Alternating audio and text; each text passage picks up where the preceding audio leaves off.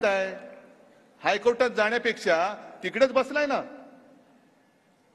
मग तुमचा व्हीप आम्हाला लागणार का? व्हीप नंतर बघू. आमचा व्हीप हा आमचाच व्हीप आहे आणि तो आमचाच अधिकार आहे. आणि व्हीपचा मराठीत अर्थ होतो चाबूक. चाबूक हा लाचाराच्या हाती शोभत नाही. चाबूक हा शिवसेना प्रमुखांच्या हाती आणि त्यांच्या शिवसैनिकांच्या हाती शोभतो. तुम्ही कसले शिवसेनेचे अध्यक्ष होणारे? काय लायकी आहे? दुर्दैवाने काय झालेलं, ती सुरेश भटांची कविता आहे ना, गर्दीत गारद्यांच्या सामील रामशास्त्री. संजय राऊत आपण म्हणालात की रामशास्त्री बाणा, तो बाणाच त्या गारद्यांच्या गर्दीत सामील झालेला आहे. आता मेल्याविना मड्याला दुसरा उपाव नाही, म्हणजे उपायच नाही.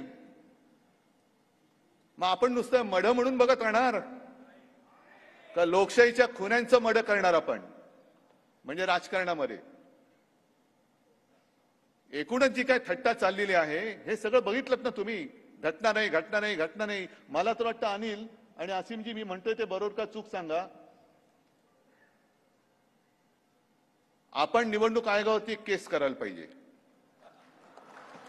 नाही सांगतो, कारण त्यांनी आपल्याला कामाला लावलं होतं. तुम्हाला सगळ्यांनी मी सांगितलं होतं आणि जवळपास 19,41,41,000 आपण शपथपत्र आणि 100 रुपयाच्या स्टॅम्प पेपरवरती प्रतिज्ञापत्र लिहिली होती.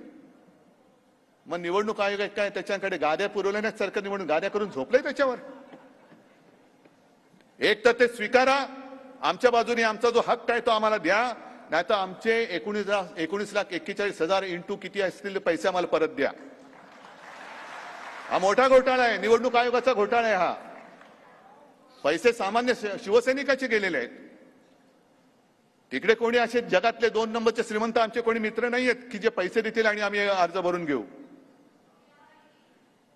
ईडी सुद्धा त्यांचाच नोकर आहे, सगळेच नोकर आहेत त्यांचे. मी आता उघडपणाने बोलतो. आणखीन काय करणार आहेत आणि काय करतील? तुम्ही बसलात ना इकडे, बघून घ्याल तुम्ही. मला काय चिंता.